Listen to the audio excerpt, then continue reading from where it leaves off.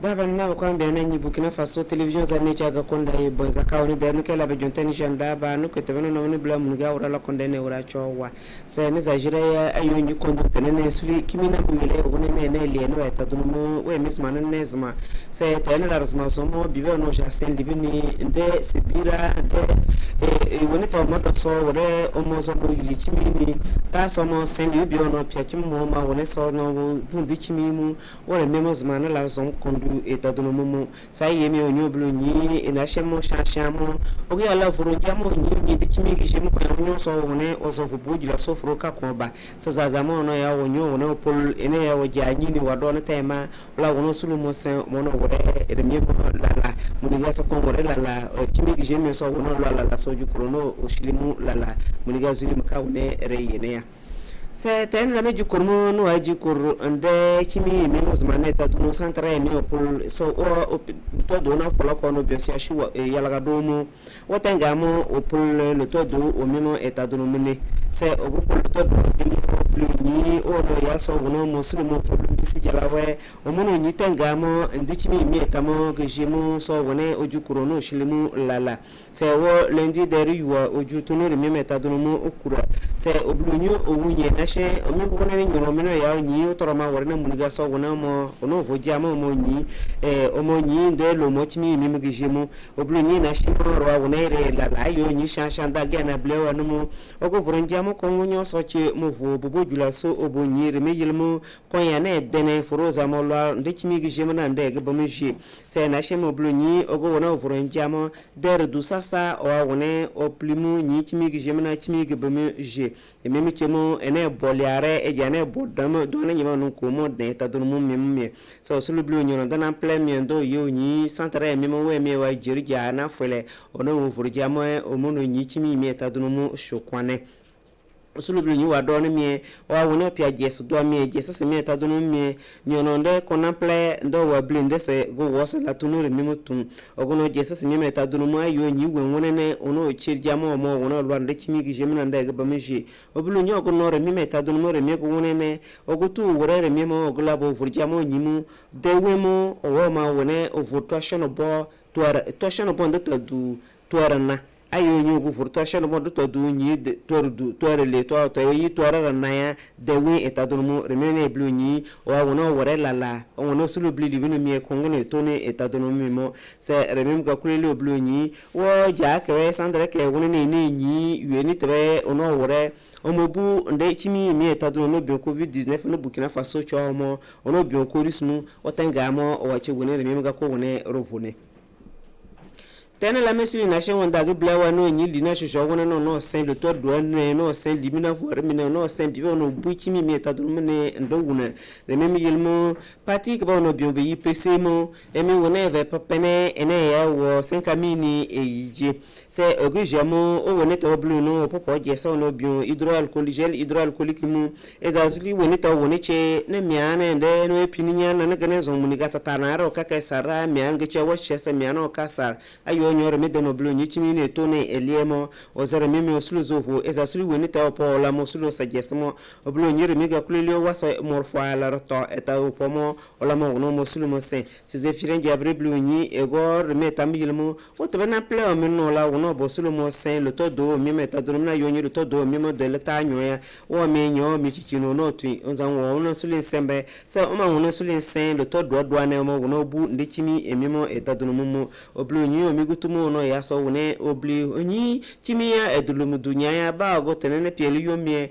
chimi gutumu oga ko jir kon lodu remi yemo oga ko modo so che jedron wa otun o ma wone onyo to ma wore no mo ji chimi mi etadulumu no chowa ore mi me chi ene o mi bli onyi tero tu po etadulumu ro wunyo na foloro po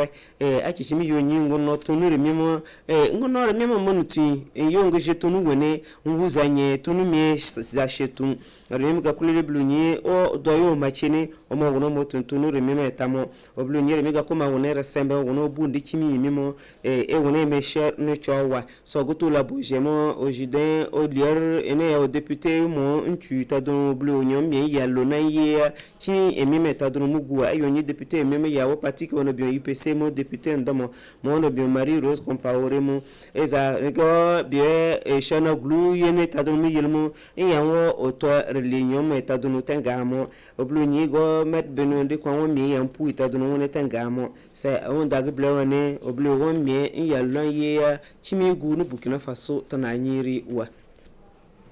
tani la mesuli na shemo wo paneke o jabo pa ne o tenkuli china no mo se wo gluko no bimbe CCV yamo wo mi o mo japo pane emi meta dunu mo se wo tenkuli china ne o police band zandara ma ne wo mi no japo pane emi mo eta dunu mo so mi gijamo wo ene ya wo karanji o jabo po eza suli woni to mo do so mo suli o mo o yilu chinmu nde warse morfale shie o jabo po eta dunu so blonyere mi ga kulele ono yalso o wono senten kuli chenane o tunu chene ndoywe yene yalya se ego sandarama ndo police wa yelmo o blonyi remega kulile ma wone resuli resembe o mo wono sulu mo tuni so wunye dende te pa po eta dunumu yila se o mi kwenyi ministre mo wona na o mi yeta dunumu yila o blonyi o wunye dende te pa dunu CCVA eta mutu tamila o blonyi chichimu ngene yasi yilini konyo so mi chichimu zaba sazuli nza wone ma yili bibe o wona eta dunumu ne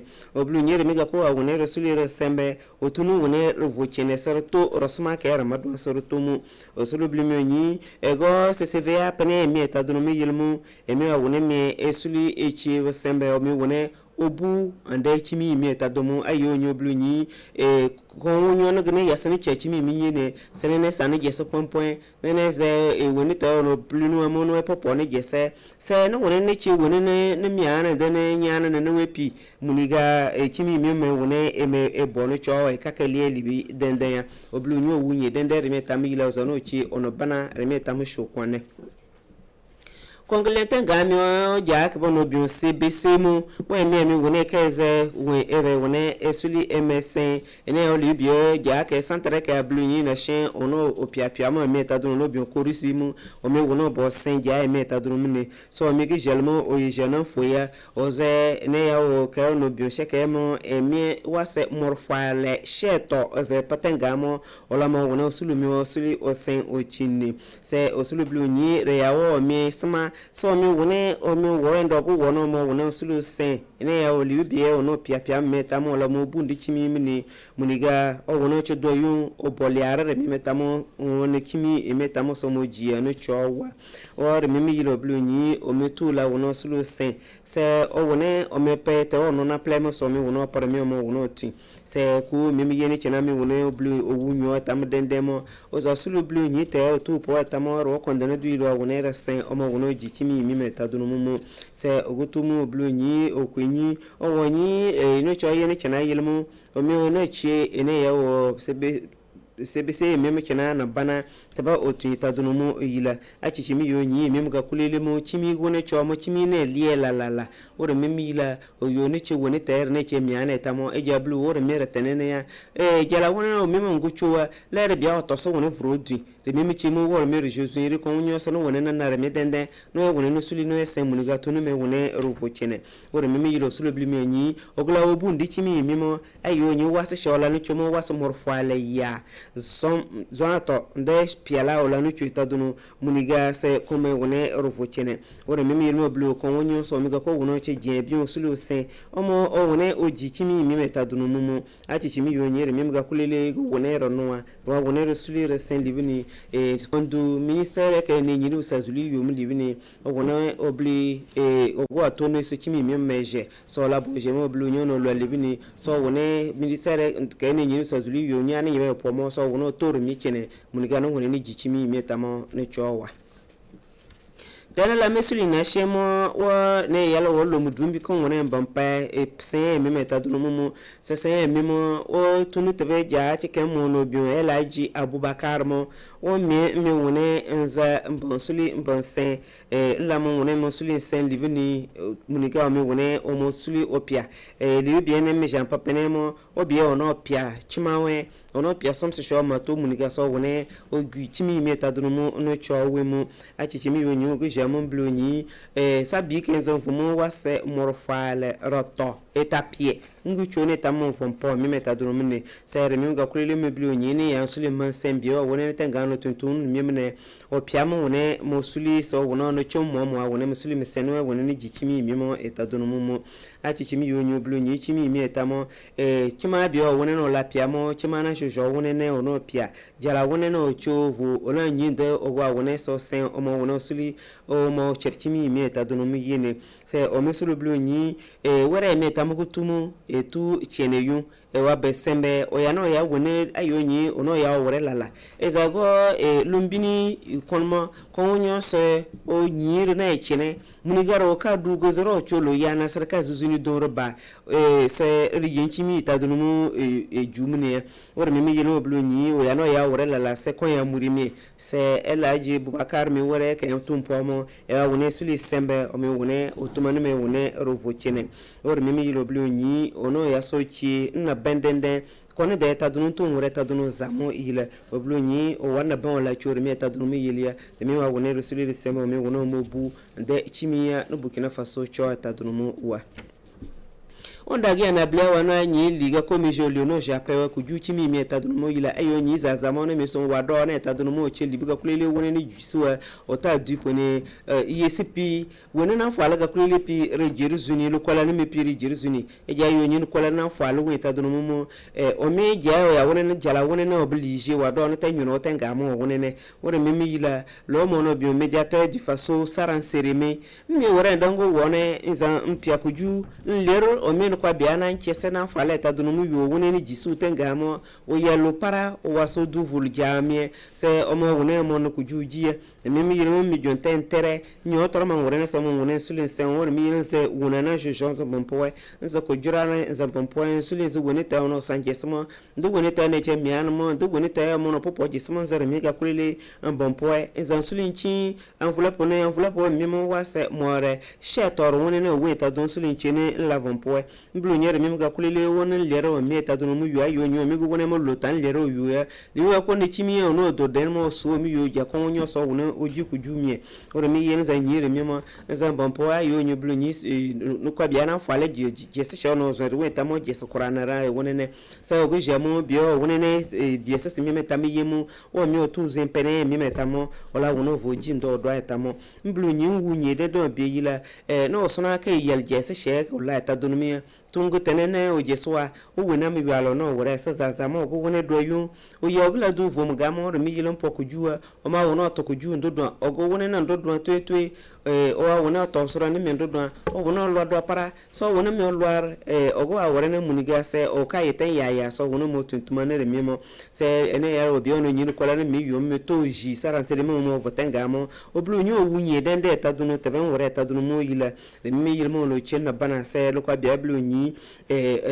pene ke mpoeta dunu wayi libuga kulele se o wona mi osuli oblimu ni ayo nyogo pi woni netamo avril dere na yere gamo go ja pirimimo ro kondana du yere zuzini re bapo me yulo go no re meta dunu mu o ablunyi re memo wa woni resuli resembe so yeni chena blunyo no lu publia chena bi o woni no wo ma wora nda saran se re metamo so wono bojije o ma wono sulu mo sendo kwa bia memo woni jisi ta dunu mu wa pone so dumu wa tana la mesuli na sheme memo wanda gibla ne onyi ya japa tunwe na shene wa yenchimi nyene ta domine na shene zukondonwe se tunu wona meme ya volo tunwe ya japa pana da bia po china libini omira wono sulu moti rememe yilmo o ya wono blu onyi wo no to domo no bio ginko sai bumu me enje na fotenga mo sange enje me ya wona jero ndaba jala me wona oblimi teba ya no bulmu reme no wa chile na akommo no bio kazina mo me blino atayen bulmu icha to tugulu to ba pet ni ba to zandana ni ba bala no bol ni abete tinjo no makana ban te de ne ya za si ko tane dan ya de sizo no to tun me gini ni mintu yu kin to gulu dan to dan me to gulu nana nin to jo te bada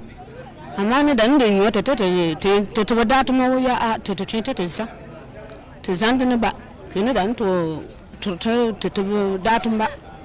na ganta na macho am to wata da amma ganta dan da kwawara an vlawarta na awar liana po kyan sinivla kimo ko ndimo bona bar wana yo lo da putu do panan so to zami de to da kwen ba tene to ko zanto do to ko kuna to ni ya zade ta bla zade ta to ba ka we argede sun maka to wayar ko ne me de shi so ko to ti anan fa ni ya butuma na masa ko zanto ne ba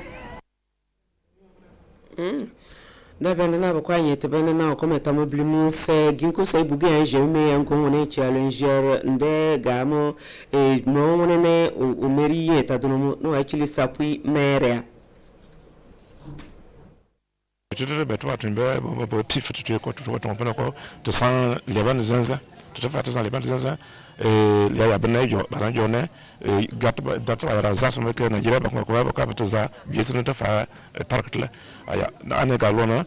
ba fa no fa centre de formation no foforo comité de bamba wona ba la bakara ba la de no go konto katuma ka ko wajanta ko to fa ko ja so to te yazani donc comité won to shir se poy ko shir se poy ma ko shir bo jina kan tamma ko ta do le jaba ke le ba tinto na fa wajana wanta ko se ba yuntu yazani se te yazani to ba cho na chona so on ba comité to ka de gestion ka dan ko so to wanta la sipi meme so to sanana so to wanta fazani to ko na ko cho so on ba ko ba ya ko cho wawa ko ya ko dan la ko dawa ka de ba mero se berne sans point ko mo na jo sa wa de ke ba kan ba lezina so sa ba jazani da benda na bakwa nyete bana da biablimu ena shemo wo na to da bimu dumi mi ko wona no ko za karmu du do mi ko za banu Burkina Faso cho eta do mu wa se yijimo bien sakana we bi ono zo san yuli gisin da ra jer gisumu kinten obli karmu me mongla no tomu so on to do mo no bio landri so me jatenga monge jeme ya jandana da bimu no wa wona ni kilime mi wona blinu wa tabanu blumu ma actually Léon Bagira Railien on bien ne terani ne me bien lui c'est on est cœur de mon libisio yir mona ne me yir na zone maman o yir pas de libisio yu ya sa kulele enche je suis back when the dui drami diria ne me liele ci timi wemo libo no bi o ye ko kodi lila jure ya o ye tam kuriya o ye o yo nashin ci kene nzen lavo en jo na bien kondon etedro en kan ja yiri ndarka ko la kwane e de nyine waraka ko la kwane ci kene ne talibi ben liba ko tasanya ene ya bilu nyo limbi sendra meta o mi o jadon yo o mi o chedo ne chiete dur mata o mi biblo no bio Elohim ne ya bilu libi o shidan bon e go lo mudun bio elwa ne liele bon ne yel tene bio elwa ma o lo shidan mba o mi kan libi no shidan o twike yumu galawo piarawe galawo bisi nesine o mi no biemu o ya go libi biemu biemu beyi quand d'un wala pont c'est pas saint libre mo o mi kan libre na bio Elohim o mi kan libre mi o mono wa o kono bien no akino na plan comme là mo ne me liela chimi ya jini me li bio tu e be sena wa e za na sara mo somo o eta tu Jesus ne eta tu Mohammed ne o me za ko mi nyana de lia o mi du o we yili ne me sa gelli fuar ne me libre da ka doru tu mi mu kura e jan me ya jini so panya na ngone ne me ke kilimi so panya na ne man sana lor nyere wemo jana wonene zazamo o me kan libi ko do o bien rael anon photo jita dino o bien o chimu o se nyi yirte libi jo nyi ro wore jese akule da wo ko de wolmo e de dunia ulum bis ndel meta o jawe o za tumme za bin chinwa na china so nywete dino ko na tone o mono wa nde nyendo wen biata ne me limbi se ngon o mboni bina amona sara o mo chinois wa o chinois chete dino dana fomuna zaza no jene kwa bia ono tin laboratoire we o mi tugu laboratoire ya wele o mo mona akulele o mo chimene o mo vomane polise go wene fuma we nenwe o mo akulele donc zazamo ono ya sene lora nyi o kana ya ba ono ya bo senwa piso puri ne nure nende kimso jesa kulele ne le gudo ya on a ce que bon senwa on a ce lu ambassade ku uji libi o no ya bon krita libi o luigi mora jo lu misiri on a jarewe nous me sommes ya se nous lu ji be mo tordu ogotua so o zutenga mo libe ko za banda me journaliste to ba jana za samo ogotu ga mo se journaliste bo jautenga obli konde o wala senamo timike tana ya no tana ya bula tana ya eza libe won ya ki buturo ya ki voara sana wa e jere kan sana ba ki to do timi tenene no tenene kakatene e jere je wu nyondu e me ka wu nyon me railion ne yala me kini bien ça ba senwa se dun libe ko war onyo te de meila ne me netu depuis mu fara lien yu Burkina Faso depuis 1976 et j'ai bien acheté na piala dula nene wala conférence wa ne jadjo ne jakina do ne jagesa ko le fait zon ne libi mais libi jare wi bon libi o zini ono senamo me ngonene mais galaji o de dala o pour na fo ne wala kakato wi voilà ne ya se zazama libi do ni kim chen se ne na tamo se me ko wasa ya c'est la joie ne saint douane nous libi kan ambassade ya o mo beira Dabandana bokwa wote benishi lawa bluza dereta durumondi ketu puna chokolata kwa ndo basazuli no akabe jonteni janda ba no ketebeno no moni bla munuga wala la kondene wala chowa abache bibe jema shis ko no koni chala no bana ogono wona tu jonten tete o koni chala no cheni munuga wala la kondene wala chomo sawa za yenjane apane jidoma kwa samoro kwane omi wono bo jonten o ketebo no dwani ya piewo mo obli badabane abache anabana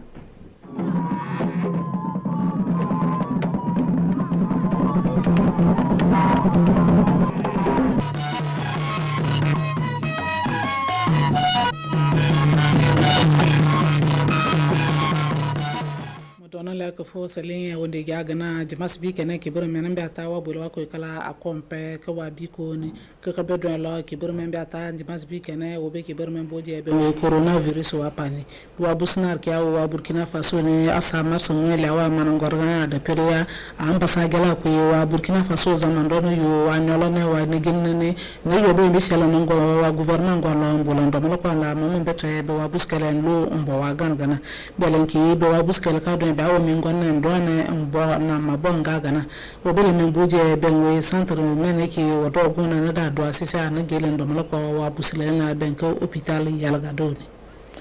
oya hôpital yalga do ni ka do lele bo wa buskela bengel ko mat ngi la wa man ngoro bente gelen don be wa buskela min gona na man ko be wa examen kalen sene bo bujila so sene wa hôpital yalga do bo no wa jumas bi kala na da kelen bo wala na da ka be wa busine kala yorba manone be sialan ge be wa man kala ngana lo man be to en bolon do mal ko zamala belen ke yella sina sangare ayanya masa lendi pina bayel gana sen de mimen man ko sala ma sen be man kala ngala na bube ko ne gaga na be wa busine kala tane be wa busine kala do lele be ne zana man ko sido na bien ja bobo alawa a bien to sudo ada wodo gono to nya be ataba jana kala gana han be bawo sen pelpolo la on be wa man kala barka na do hôpital yalga do ni be ne ga be wa man kala ngana bayala yala ko samiene ma ki borom bo la so pingo ngodo ne ntento be la membia so ke fubomala ke si kenya ngabe wa minen kala magana la wondo wa dinga manan kala barka na da kwana on so do ne yanya bere dambe hôpital yalga do jin so wa laboratoire le wa do gun yala laboratoire ko sanan telewi be wa jikalnya ma men be en se mi gon sila be do gone ke be wa makalen bol ngabe wa busene kala be wa do gone kala be wa do gon kala na be man ka ba wan sente bolen be wa jikalnya bolon busul don fufu be aten ngona ne be wa din kala do be sene nya mi men to ma ki no ngon we kongo ne jinye be wa buskal wa pani be ka centre men ke ne be mu korise man be wa bien kala to ma je be wa bankal ne be ke be wa laboratoire kala na le bo do gon man be to bolon do mal ko ngawa zamanga fufu be wa buskal tangana wasa wo ko kala o nyane ka ke boro bo pekan lo to ko yalla ka wa gan ko sana do mal gi ngatan ko be wa buskal wa palo be men boje ben we IPC jana wa gule jana ben ke zefiran jabrene zefiren diabre wa don ya jeni IPC jana wa gule jana la asu abula o do man ko 5 ami do ko chon la mama beto en bulon don walen don yo bo wa covid-19 kal gana be wa do man kala o yo million sola ben ka mamen ben ke gel hydroalcoolique ne ko ne ke man ko sona savon mone ko ne ke bavete ne be mamen ko nyinle belen ke abuje guna ya nya masemanda be wa docteur kala futa senen ke yo baby ko ntuma bi ko ginya wara man beto en bulon do man ko wa gan la wonyene be la usura ya nya be do man kala be dambe 5 ami din soma sentel ko do ma chon ko son do mala man beto en bulon ga yo bo wa coronavirus kal gana wa Burkina Faso gan bele zefiren diabre au so abi wa biko kelsa abi wa docteur kala futa senen ke be wa yo kal be biko tuma wara ne ge wa zaman wala na do man ko mi men ke be wa busin kala na au sudu mi men be ne be wa do man ke ben ka 5 ami jana ne be wa nyina jarna yana nya ma sen fo akone ne da be wa jor ba kenya ne da bien ba kenya semene mo do na ngo kongo matan sen yere be wa do man ke le ben se ngo kongo wala bula bo wa busu baraka lo semene ke geji wa ganne o lo bo wa ganne o bolo wa men bo nyin se be wa busu kal gana ka be do la wa Burkina Faso ne be wa busu kal wa pale mi men ga be ne ke be wa coronavirus kal ne IPC jana wa député goni a Assemblée nationale jana wa vice président wa papa wala bele bo wa pene kala no sodo ne yir ko be wa lokale asemene ke ambo bi ne ke be wa busunara kana na bura na guguru badala benki be wa IPC jana wa domla ke wa pane 5 ami ne wasa wo ko kala o nyane ko ke buru bele men boje ben we CCVA jana wa pane CCVA jana ndonu bula no domla ko wa gendarme mala ko wa police ne semene ke isile bi ko tuma wara na domla ko wa zamala sampare ko urfe bi ko nkane ndome sela nanjene tama yobo bo wa busunar kal gana wa ganne wa domla kele awo yo million fula CCVA jana wo ko la ben ko be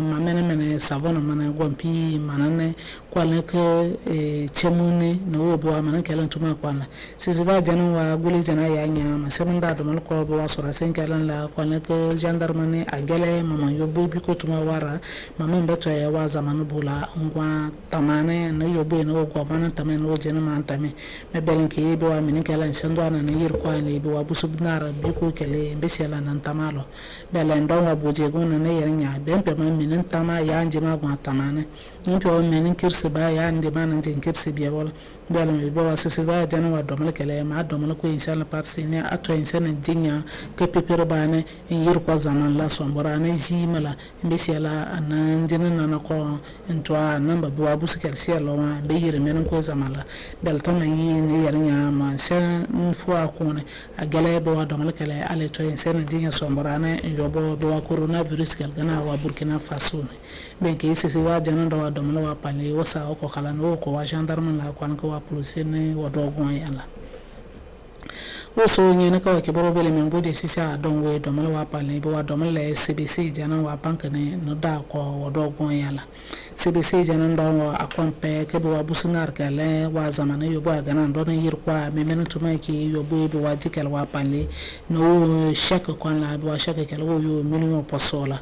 bo wa shek kale man ko kuris centre men ki bo wa busunar kale wa si yoron bo man ko benala mamen beto en bula ndinyane be wa min kala ndo ne yana nyama tane en se mi ko se yiga be wa workele shek kele nda ko sala ale to en sen bula yo bo wa busunar kala gana biko ngo o biko kala ne bele be sebe jana ndirma wa gule jana ne yana nyama tane be nga gana wa gana nyana jana be wa busunar kala wa pali ada manda mi go sili bele be sen ngo ko ngo no bula no do mal ko wa gana nyana jana mala mamen be to e ndon bula paye be wa buskela yo bo wa pali mare to e adomal ko la bele mi men do ben wo be wa war kala ko la be wa shak kala ko na wo yo million posola ndon yana nyama tane en sente jingi giga be wa shakala ale sido adamanda en semwa pale mbolan jinya en yobo be wa busunar kal gana ma tana en seme jimenye be wa jikala en sella do miliyar go ke miliar fu bomle ke chusigana bele be min tumana bula non kongo na da do mana konsamala are to en sen bula wo yobo bo abuskel gana lo mbo Burkina Faso wona bo covid-19 kala atan sen yere bo Burkina Faso zaman tuma bula na be wazikal sa ke BCB janan bana ji salo non kongo na bo tuma nan panka kun wala bela wo bo abuskel lo bo Burkina Faso wona Oso nyana ka wakibro bele membodi ben we wa Burkina Faso wa nyago wa pale ado sodo ado tasia wa mbesiela ndo malako be wa buskele mbulo yobo agana beke El Hadj Abubakar El Hadj Abubakar a se membe anjinya akonondwe apikwe kafando ayanya matane ma Burkina Faso ne mimene ke ndemi bi scientifique busunar ka wa bikole ntayo yigawe ma membe to embola wa busine kale ne bi covid-19 mbola mbo waji kalenya nlo mbo wagane belenke ma setasi wa sedone ad domala ko be wa minin kala mala njibola awonyene be wa domala kala na wo million sobala ayanya mata wargo ne nsa anda da be wa minin kala ngo ma pa we waji le ma mbe to embola mbo waji kalenya somborane bele be wa minin kala ne be wa domala kala ko la chaque million sobala kala ndone yanya matane nsente dinye ne ge be wa busine kala domala menen be buila be wa busine kala embola yobo agana wa zamangwana ne mansana jigela nye dogwa maso nsete dinya agana ne ga agana be wa dikele dogwa ne gele mbere sela ndo malako be wa busile ngala lo bela mo wa shakela da ndo sane are mada biko somburle are do malako insala usudo njegi nyanya ne abola adomalako nsendela awonyene matane zamanta yije fufu mbola ndogwa ya fufu mbe wa dogwa jikele mbe wa busikela ne kalone sane mabe mbe ne busila njemo bola ndo wajeli nyami fufu anan bola yirum bo njeni le balan sente yirum bo njeni ne jeli nye bo ne mama beto yala ka bo ndo ma ne bele so do ma so ne ke ne jeli nye ne abula be no so ne be bo abusine kala me men gona ne bola yobo bo abusine kala gana bola geger ba ko bo wa ne kala na ne wo ne ya ne nyama tane nsema no de Burkina Faso zaman tumala ndo ma ne men ben koi kwalen kay yirmena na ke docteur ko jana na ko obola ko bo waji kala ma mbe tray do covid-19 kala yala ka bo ne wolo obo wa ganna benki berwa do malakala awu ko bi wa scientifique kala wasa ko kala oso nyene ko ke bro bele men boje be wa médiateur du Faso wa do malakala ako men ka saran cérémonie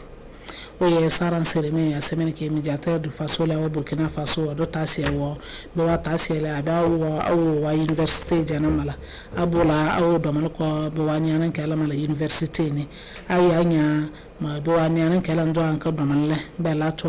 gwampi manane savon ne alcool hydraulique ne an ka kun ke enveloppe du popasone université penso maintenant ke odo ngela awu ko be wa minin kala la ma men beto nge be wa nyana kala wala abuje nguna ya nyama be wa ne tin kala amba lele yirdwe kwa si en ndo kwa lenji ngi sombora ne mba be yorando wa sene adaka biko kele na ka kyone ne no kun bagu ne ntele ntuturu kwa ngana ntele to en kwando sembe wa biko kele do ne tin kele man la doto do mala gana matane buskele na boda ane tin ginya jiwo sene bo ane tin kele la do ka tamane mamen be tsoe mbulan kamba be wa buskel gana be ben tama sombora ne be wa buskele antele bulan kamba be la to asebola ada be wa do mala kwa la mama beto mbola si ndona ntama gana nanjeni ntama ngwana pi yure ne amana kwa njeni le mbola ankamba be wa buskel gana memen ndona be wa domle kele university jana nanjeni ma kwa ka ngole jana ne na bolo no foda wa ambassade no foda wa médiateur du Faso ne asemen ki ayir kwa be wa university jana kala ada be wa domle kele kwa no so do ne yarinya min kwa so men to bolo ne je domle ko be wa ne chen kala man sen fo ale konko sane man dodon bo wa domel kele na jini en sentele ko bo wa nyana kala la kan dan ja antonlo man ko mbre wo yi man tele doile man be to en don bola yo bo na jirin tama be wa biko kalgana benke wa médiateur du Faso do wa domel la ko wa universitaire mala wo do mo yala o sa o ko kala o nyene ka wa ke bro bele men bode sisa be we men ne ke yisi goye be wa panne be wa men kala wo be men boje ben kebiya wa gadu mo yala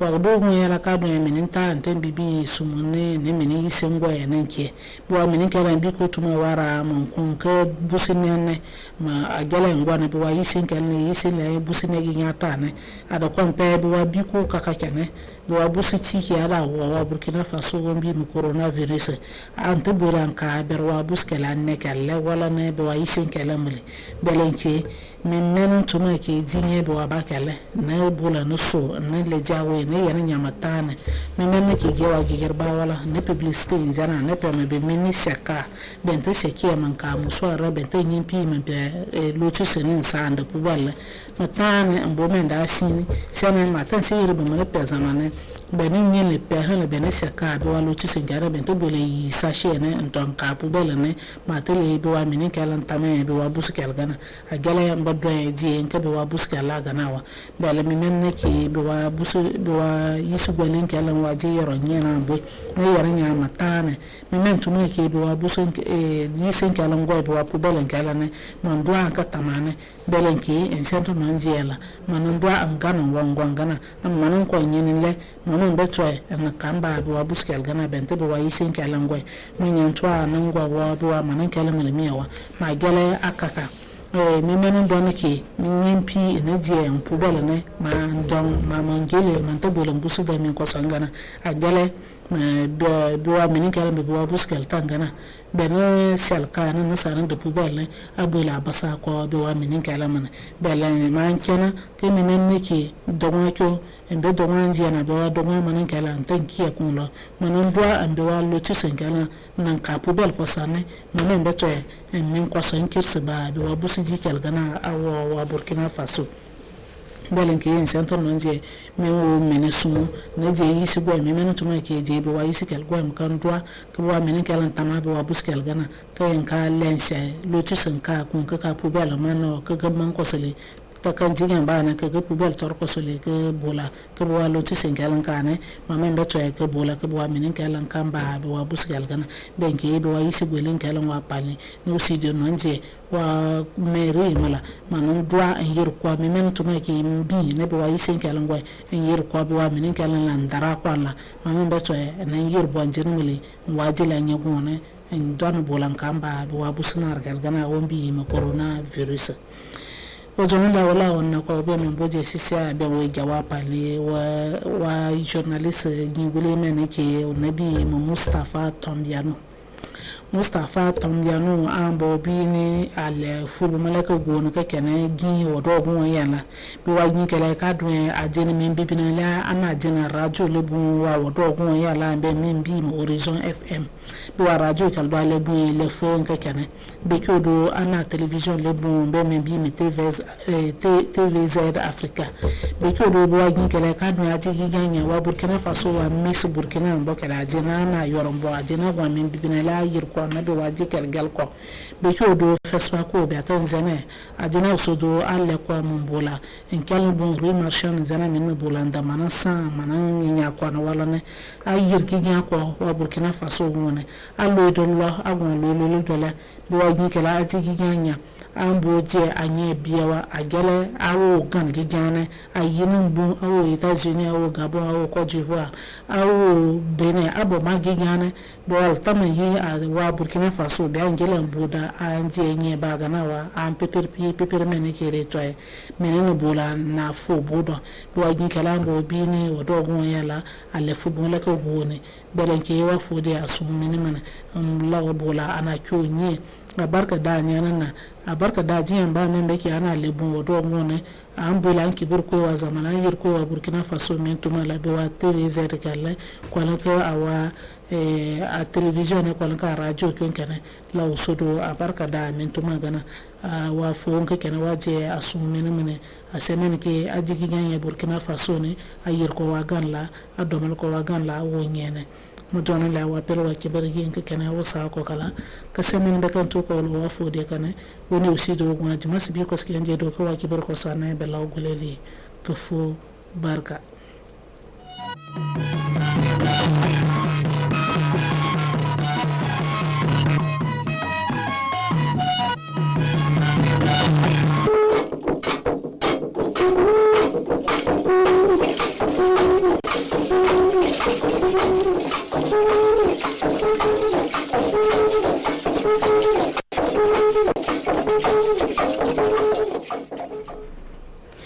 Sambi safagili parla la pahim sinya ki yamingeti bay television da zabra pusa yambar ku sola ne wongo ade bangati al mora ki bayla woto la runda ya tulni fa kiugu rasmani ndare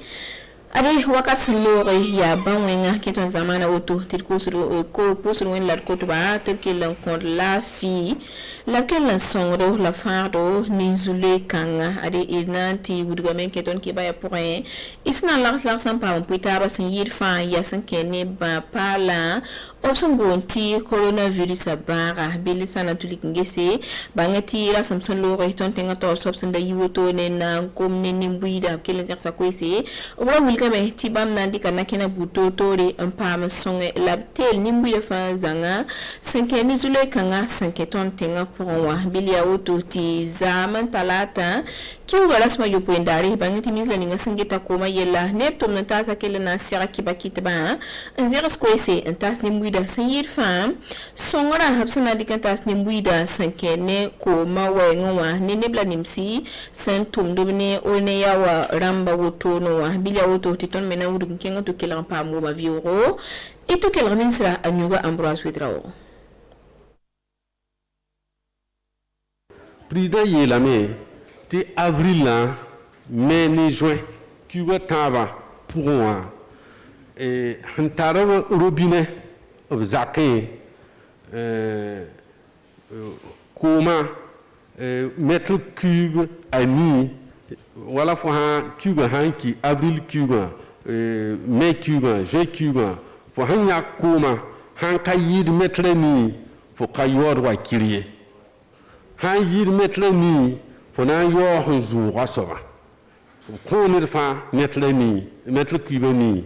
fo ha nyak metre ku piga ani wa ya zalum ayiba la fona yo le pourda ayela mti bon fontaine nawe ko niwa la ko bon de jini ngatinde ba watni bidonam la badikramba la sura manyak noa beme ya zalum yam han kingi bele nanti yako yam hanta ramaton ko yam ko ma pénalité de retard yam yim ko hi facture yobo to nyak sam ndolo yama tinyime kigo taba pouré ni fa kana jini le am tiya wara kum on yakuma ani kuma man toto wala yam han yakuma wala runna facture na wa kani kigo yibu donc il y a une rassemblée qui a eu valentane facture onia faut qu'on en yoye puisque yam une facture din na indika warike yam nyakuma toto to kenno toni ordinateur d'emploi te ordinateur de machine man calcula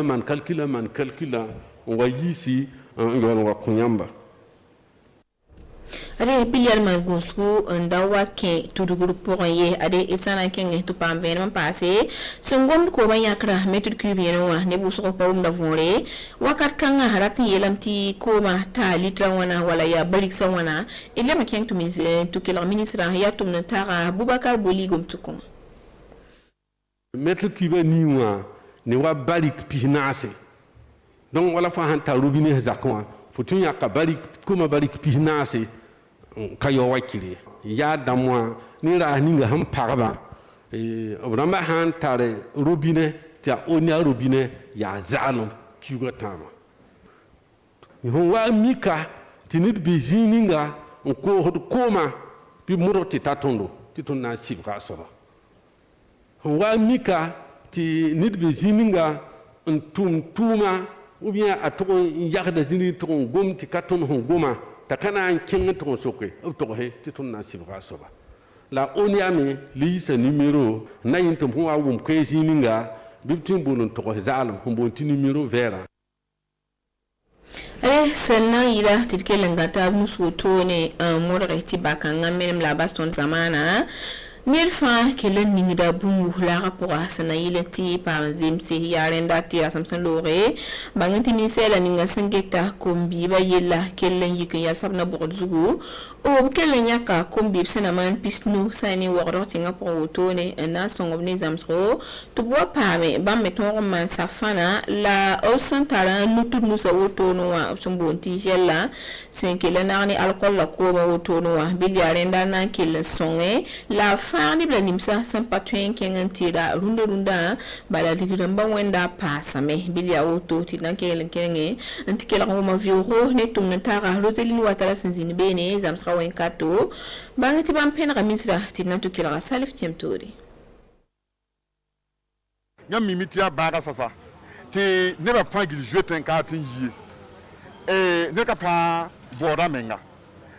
la ya ti le ne tondo ti ton me yi nge ton me na man bum ni nga to songe nzabne bara la ton ministère nyam mim ton ko nda ko mi bisa ton men tar bum ni nga na mane ya ton to ron bise ko mi bisa bangre sa ne wa tum ni nga te ni nga to ken ne bara zabro wengo nyam mi tuduna duna mana ne safande ortara boom to bonti gelé ortara boom to bonti solution hydro alcoolique to sondo nusa na ilin tonre kolom mengene bara ele ton pam ton bo ne pinu am pam lo to yiramba ministère de la santé a neba am pam pharmacien ramba to na taba na wa ko kamba bangre to tongo man wa gella bala mi mtu lunda lunda ibara nkesa wa gella ligue de togo kale tentaye donc on a tamit man gel bamba na yidon song nimbuida nimni ka tarba donc elle la ton man nyak ni pinu to na zamsion mango la ton ka manda yari bala ton manda wa yam menga kila nimni nga sam manda ba tika nep ya yari ya nep sentar bangre nep mi tumna ya ba menga la wanti song de na mane ne yiti ton na ton ma han nan tigombo te ni nga keda mango pour le ministère nan dikina fangil en charge to man den nawa la gesam ten song nimbandam ninga ka ten dabgel damma la je commise me nan yimi man sula nge ba men na tulin tomato en toron zam neba obna man dum ngi toron kolo menga tibala ba kongawa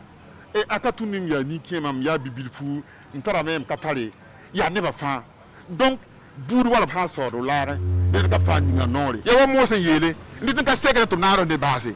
ton na zinti yer ka tere ton me tondo ti tourisme yel bene tondo ti ton menga ne yikibe ko ton pam dia to ti ba ko ngwa kisuka don no diwiske de menga bongela ngeton na man bum ninga on son taba ngataba ntu ba ko nga yisi ele ton fa na ga nusu na kisa ha ga fa juta ba ga ton da ton be roen ngire ndatolo yie la no modia aki ya tetre yi un jouet ngeton men man bum ninga la ko do menga en ton son ni bi de fa gitri peta pour re bangeti sa ni vunuvuna ko se la internet zugo rais sibre muligi ti ya auto ti sene gosnera sanda yis ko ya auto ni muligi bam so tarana kenre sene ila ti zabni ba pal kan abson bonti coronavirus abara ya renda ti bumani sentiki ne ba kelen dikana muligi la wuliga me ti zabandara bangeti sa ya ne ministre ambassadeur kelen serki bakiti ba auto no kelen sersa ko ise wuliga supanonga ne sebe kanga sampama kelembe internet azugonti ne bageta wa wilga mbalme ti seb kanga rapa sebre bamsanda gul safaza nga yapsa nanda potaba nanda gete sa ya bumbu 120 ntumtumda bangati wilga me ti bamsan le bronzine na umtabo to no wa bamwili banga me ti ligit sore bamsan 20 kaina kese sa ya ne bakanga zabra pour auto ne Burkina Faso we visa na sa point ya ligit na man milliard kwabaka la pisio pela yopwe la million ko suwai woto ne sa ya ne sefa ligida woto ne ya woto to bam huligi ti bam supanome la sa ya sida ligidi bam sanna kelende ken stum na pon woto ne bramanda be tina yi bela vence ne fanifi bil ya woto ti ministre linga sangeta sa ya ne goma yela woto ne la modere ti nimbu da kelam pam ngume sa ya ne conseil de ministre santos bum ninga bam sankelen ko ese bam yela mbala bangati kala samson wate na wakelen yisala venra wala sangul santa siamba la bangati sa ene ligidi ton sandika na kense pama to tip ni mbuida woto ne ligidi kanga zugu woto ne ya milliard pistno la yopwe sefa ligida bil bamu ligida balatira bem nankai bala bamsan dik tumda na kenda ninga wa ya na yivenra man na yakam de saini tondo ki baya kun woto ne la na kelam pa saini coronavirus ba woto ne la siyir fa tenga sandika na kenda ning runda wa bangeti zaman dara sa ya ni nam kisi de ba sul kasanga sa ni se fo pramba kel na sera nimbui da siyir fa ya kiba kitba bam yela me ti bamba seka ni kiba kitba otono yam la kel pa ma zero sko isa nguli gita nimbui da ade sa ni tenga to top sen zero sko isa sam sun lore nguli bam sandika na kel buto to le na stel nimbui da to kel yi peta la bakanga ponwa ya soma la kitna pasiki ya renda ti bam huligi ade bangi to bima ka kwada ba wusro bala ya bamba ante tenga yida ton so sampano bunninga me yati isala tulikingese sane lokto embala nebla ni misfansa tumdwa obna ton ti lafi wazin tenga pon otono wa songare parikan tikba moto ne ye biliarenda te buligme bangati sane le ko la tumda otono nemne ti sane yum sara sokso otono ko lokda me tiketi ya si wonera nam payeti bafi il pawum di yella sana wa toto kala rasma wani ye bam yela me isana tulikingese zulu sekta sambe tenga auto na nepsan zuimba sabza auto ne setoni satan so sa tum na bangiti na bambe zulu espoir senke ne coronavirus ba ya renda ti ton sukure mengeti sani go sera sanzera ko isa auto na ya bwe ti bamwa yimba mbaramba ton kota me tible ban likingese bala na pasik zang ye bili azam ko isa la auto ne sani nam kisi ba sulka sanga senke lenzia auto ne na taski bakitba to pa mon puyani nimbuida Adem Sambisi par la passe, inquiétant qu'elle ne s'aille pas par la COVID-19 à ban rasana tulikingese. Eneme ti ne wusro ketembe ni zules pour ni bakanga senyir fa nepsa kelen sisde bumba fa zanga bangeti sa ya ne ton ki bakitba san kelen yi kaset woto ne na kenga tugese tinga pour aba miliga me bangeti parabla la passe wuko sakada woto ne bazaka son waptala zulese bala runda upata tumtedo sa senyir fa sa ne kolra wenge ti bammena ila mi tare no limoto ne sa ya ni garamba mi ningre la tumate de sonna yilan wuko sagada ndawa 15 bamzulu esport ye bang ti runda wa e se pami ya ne ninga tarba wuto ti ana patara wa ay idbe zulu esport bala ne basankere wuko sagada pa wakat fa la mi tar totero na pa mon korlo mengi ya wuto ti koisa senir sa pour bangati sula la ne biso tum kanga taw dam son kosa ya ti tenga taw dam ba sinir fa sani medi wa taw dam kel pam zam sa buto to ne ta sula taw dam ba la kel zers koisa wuto ne ta stable ni bis meng sen kenga da za so wanter de wuko do sagada to mi pam de nutu nu sa wakat fa la ni ngir ganamba la lut sani yolima woto ne pam to ko menga la ko la fi wa bil ke lon ko same ti e sener fa san kil yi net sen tu tira wan sa sake zemsidame are sambisi par la pas sana mana ya kam da toto tondo ki baya ponde yibewa itulik ngese ti senete la buto to resna ila songo to ne ti ne papa man kel songo menga ne tum kanga wenwa bangati wakasulu re tondo go ne rata odam se kel yingo moto buliga me ti ya auto ti bamna kel mbase rasa kere da belbeda kere kel mpakame ya renda ti ne buso bezulu esport bangati sane tum no ya uso me runda wa tuma pakel kenger tawro to zangi bilia renda ti sane certain informer la taw dam se kele na wumta woto no wa ankele pam ko so buto to tas ni buida ya ne ba ankele tele bamba an ko ba mo rikil na man ton ko ba le pisi woto ne bil ya na te wakat san lo re bam me kele na sing pui ba woto ni wilga me to bi nya ka ton na si na ko sa ne bla ni be so wende ta si ramba ton tenga po woto no wa sul kasanga to parentele nimbuida sen embe bam sulla ponwa tirunda bam tuunda signal sa ya toni bam melab zakramba bil wili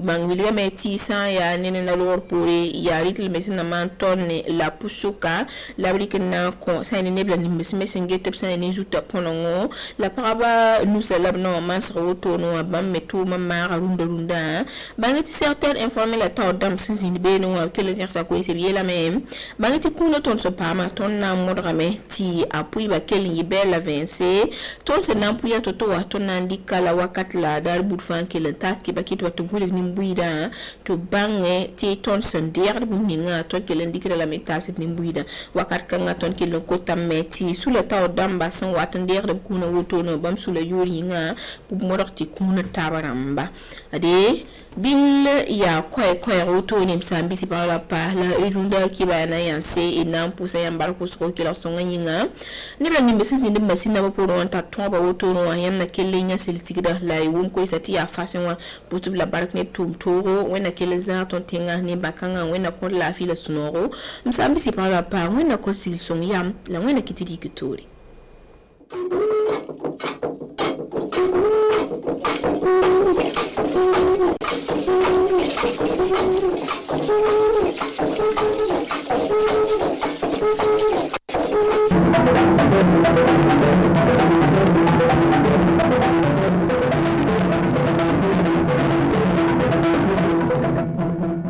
Mbalwe Burkina Faso television kanbo amo sigimo rosuna anu radina anga uladara fuliba okelimbe abadoko bikone oyi arbado mbena avril kalo tli sigima samba wa fulani mukonna anga bika fuli kuma ba fulini abado ka yesen kata mi covid-19 ye ka yesen kata ka anga jamana sari abuluta kaseka fule lakana kaseka sigi ani dunjuna anga jamana dugusun konnana awa abana mun solo soro ka yesen kata ko sawa ko so awa minye dogotoro so kura osiraka da baraka da kura yalla bamina kesa kaseka ni covid-19 ni coronavirus banakisa kasoko sigiske atmisigiske bugla sudrone nga wagaduta dayela mbalmo Burkina Faso television kanbo angula kuma ya fatugo mina amana tabo ni hôpital Yalgado ote dobare kuma ya fossa anga kuma ba konni na kayira kafo okaso dayela kaba ni banasigiske yoro maka yesin kata banakisa sigiske yoro min dayela abana kesobe kaseka nyanta kadi ni sigiske me dona kata covid-19 ni coronavirus ka banasigiske abadoko otumeka bugla so notu kala awa fotli fala tume di awa abtake bugla so abaso ka kwa jabe se kana wadu ko nga wadu ta dayela ambana ke professeur lasna sangare awabna kasawe kasaka ni mbuni awa kasoko o korshili abaraka chuko korshi awa kafokuni baraka dana abna dofura awa uluka baraka da kasabu bugla so da doro atun degero ma baratu ka choma wadu ta yelani abna kasawe kasaka strabalo dayela kasaka sigasigero ka banana kisare kasako sigaske ka do na sura ka do awa abake kasaka sababu kasaka do awa ni banabe ni banatila awa bose kasika mi covid-19 ka banakise ni mbarasi ni to dore obuna kaswe kaseka ko fere kwalta leko do kabobu wigla sotala oya do troya ira kafuko chamo unu sonde sabu gouvernement barasi mbalo ke barasi ni bana kaswe kaseka yirwali du awa unu ka nyatra ka ni mbarasi lo konena amtabo fada bado ko kabni ewa couvre-feu oye si donjona ka sababu yake ni coronavirus abado ko sababu ko sokwanga donjona note ka mo ka funyo ka olebe keswe banana misika yelema mugola ulake kabnu dado na duguson dora ewa oma ta sababu fada marala uluka gendarme kanyamo ba ali yesradi aka bulutugu makase ka boka mununu saloka oye no ministra la oya ka foko chano ulu ya lo ko couvre ko me comme den farmandala ewa ulu aka obutara de trosoka yesinka toka bumi gendarme uluka mununu saloka ka mununu saloka nana do ewa utara bani maudo yesrada ko nana yara ka foko uluka mumbulu chena ewa ka mumbulu chena ewa ulu aka sababu unana kisaka do ko luma wakati no ya lo ko wakati lo nga ewa digeli bola ko uluka mugolu mankene ni sikasiki mbera oye ni mbeke ka yara ka foko ewa minye srad la dunku fanfule ani la kala ko anga jamana ko nana otudore ka sika fule anga sigida basika kane tugomne no mum maliti no okulu botara wakadugule ewa ulu botara wakadugu ewa nga ewa uluka mumbulu pine channel fo ole aka ulu sigila no kama mulu koro so era ka foko ewa bonu wakati na usigini tugomne ulu era kala kana ko ewa amag ngama nasorla ewa basika barawla soma ni todore ewa yara ka fo zangarna ya yara ka foko chamo ali no sonde no sabu ewa no sonde ne ali ka baraka do oye munumunu salomon ka ewa yara ka foko munumunu salon ka yara ka fo mi couvre-feu ewa botamara kanye ali ka kuboda konna fada konna amtabo dedugu otodore kayira kafoko kabine ewa afora mfana ulufuna ko barasel damana kanyasin kata mununu salukera kayasi kata dedugu duso quartier kimbela kaseka fle ewa kachugumna do ya fami albili do ya sto ewa do ya do ewa ko l'air sera ewa mi 19 sunu yakanya konton wakati sera kabatman ewa obubora ewa kanyasin kata ko buta obuka yoro datu polisi ya kafka ladili kando makoka jantu orla no salaboro mfo kata manui stradia o mun saloke ka yansin ka ta dugusun ko na ka se ka mun saloke ka yara ka se o yo bulu da mondo ko uli yara ka fuko chano e wa lu ko ne alo ko stra ko kubul fe benga ai wa digo do so o la ka ya o dalil kan do ma o kanyam wa yara ka fuko ka amsra dama menai mo so e wa akana farabu kanya bugo kan ako ladi e wa jango ka se ka no bora shin ko wore e wa kana o ka jantoro min kera uli yara ka nafa yara ko so sabu e wa am wakati nan bana wakati lo e wa ni karanti jango banana kan sika jense mgola ka sika do be ka sika yere koroshi wa yere ka fuko tano o yubo da mamon ka wa yere butigin ayere ka fuko tano wa ale ma ale alon wa alon ale alon wa ko kubur fo benga ale yoro me digol wa ka ola ka abora o ila diri kan da ma kwa ka jantu ayere la amma minna wakati minna sisa be ka ton talo be ka sika yere koroshi ka sika tamani gouvernement sarabolo mo blasenka anga suko o labatu amata bobo glaso abado ko wa bobo glaso dorobo ko nana do fana awa kibara chama bu so ke wali juguba ani ke wali nyama bi mawdo bu awa kloti meneke nga do fana bu meneke bobo glaso dorobo na wa mun salo ke ro anga baraka do chido mu warla o mun salo ke ka bo dorobo na ka se ka fil awa coronavirus atama chugo afamena chugudi wa dorobo ko na era ka foko sania ko kabni coronavirus na kabni ebola wakati la musuna era ka foko ka dorobo na ali sania bla ni imitia ko walma ni sanya sana isi alika dorobon kono foki yere sanya doromilo funa o ayra ka foko chalo olu nusunde lon kusaba era ka foko tana e wadona na omotike ko ambal non so ya ajanto ka kuma dama kaka wuri kata atike ko ka sorka na simo ko chama sabu am wakati muna wa bana wakati lu banamulo wa atita kam goda yiki bulu ko sanya ka yani safina kusaba o ke so ka seki to yon tanga ka yere tanga ka seki yere to tanga to mo ayra ka foko chano minye jitalo ye doromilo ni to so ayra ka foko faramo kontana luba kalama nga nulu na dorobuna akakan o yafoko ka si e wa metrikele ka do oni yonche nga akakan fana o uluka se ka fereta faramo e gouvernement me fo luba abatu jangu sabulu abaskania ni sania ni abebe baka na falo konena ura ka foko nu sun de lon kusabe dorobun fana tiki fana ko e luba tamana no sariya bulule jangu ka se ka nyon famia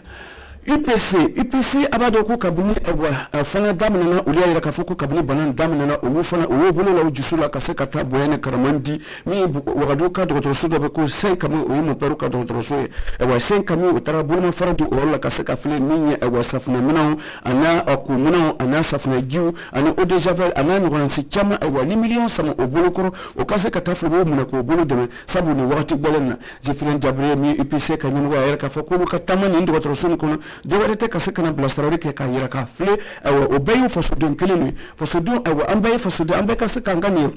tado ni bana sinu kaleni konten jangu anga seka nyogon de metu na kaseka banan tanga ka bo anga jamana konena ayini wilili kan bo kan yesi ka to coronavirus kala ku fanfedo era ka famille de retro so nyamo era ka fokali no sonde le kusebe wa mi IPC ni bo lina boyani ke tugum na adira ale kusebe mi wazifrin jabra ko ale chano ale na ale ni ngania luta ngania ni ale ata ale doronta ale na ka polti nyu jokulu to don tolu uluna kaseka fla ayara ka foko banana sawiya kasrai misro folo Burkina Faso minni menana folo uluka anga jamana konena o ya lere ka politique jokul dende wa Rosemary e wa yara ka foko bi abi chansobe alaka hinana alaka be kaseka tama ay wa ni gouvernement fere monta ya nyasika tasanya ko fanfe anga tama no rumena seka antana ni banande